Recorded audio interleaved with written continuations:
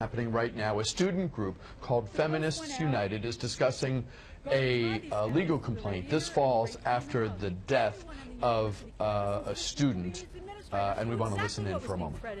They were being threatened with rape and being tied to the radiator. Another one, Dandy's about to kill a bitch or two. They gave evidence to this administration. Other posts, can we euthanize whoever caused this bullshit? Euthanize, kill. Referring to the university's suspension of the rugby team. They explained over and over to these administrators how this was affecting them, their daily life. They weren't sleeping. They were seeing doctors. They were seriously anxious. And what did the administration do? They sent campus-wide letters and posted things on the website that said, this is a complicated issue. We're looking into it. First Amendment, First Amendment. I'm a civil rights lawyer. I believe fervently in the rights of people to speak. Universities are great institutions of debate. This is not speech when it's violent threats of assault and rape and murder.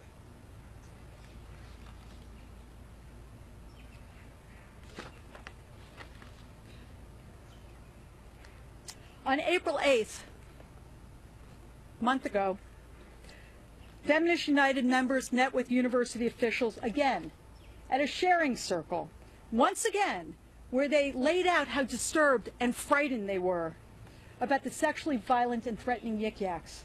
And once again, they named who was in the scope in these yik-yaks. Paige McKenzie, Grace Mann. And they talked about how fearful these women were of their personal safety. And once again, the administration failed to act. On April 17th, 2005, members of Feminists United, including Grace Mann, attended a Day of Silence event aimed at raising awareness about the bullying of sexual minorities on this campus. Shortly after the event, Grace returned to her home and she was murdered. A former member of the university's rugby team was subsequently arrested and charged with first-degree murder and abduction. It remains to be seen what motivated him. Is this a hate crime, or is this a random act of violence? It remains to be seen whether he was one of the posters on Yik Yak making these threats, or whether he even knew about the posts at all. And it remains to be seen whether, as a former rugby team member, he was enraged about Grace Mann's outspoken advocacy on behalf of women and her advocacy regarding the sanctions to be imposed on the rugby team for their violent and sexist chant. Let me be clear. We are not charging that the university caused Grace Mann's death. That is not in this complaint. We are, however, raising a key question that all of us need to ask, which is why the university failed to act in the face of vicious and threatening yik-yak posts that identified individuals like Paige McKenzie, like Grace Mann, and others. We're asking why the university failed to protect members of Feminists United. We do believe that the sexually hostile climate that has been allowed to fester at this institution has created an unsafe situation for women at this campus. You'll hear from several students shortly, and they will tell you that they have been in fear for months for their personal safety. Yet they're here today, and we're proud to represent them. And they're here today, even though they're scared, because they are brave, and they are resilient, and they feel correctly that their Title IX rights have been violated. They believe that they, like everybody else on this campus, are entitled to an education that is free of violence and sexism, and they deserve to be full-class citizens, of course.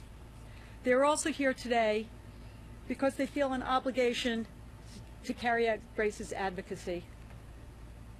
They tell me this is what she would have wanted. And in fact, even before her murder, Feminists United students were seeking to bring a lawyer onto this campus to do just this. I only wish we got here earlier. Finally, I would be remiss if I did not note that yesterday, after news of this press conference became public, members of Feminists United were once again the subject of cyberbullying and cyber assaults on Yik Yak. No, they were not threatened with death or rape or murder this time, but they were called horrible, sexist, sexualized invectives. No woman should have to put up with that. In the days ahead, we urge this administration to take these posts seriously. We urge this administration to educate themselves so they understand, yes, they have a legal obligation to control cyberbullying of women. It violates Title IX. We also urge this university community to crack down on this conduct and to take appropriate action to ensure that this environment, this beautiful school, is free of vitriol and threats to women based on their gender. The group Feminists United talking to reporters at the University of Mary Washington in Fredericksburg, announcing a Title IX complaint against that school and expressing a wide range of concerns. This all following the death of a 20-year-old student from McLean, Grace Mann. Live coverage for you here on News Channel 8.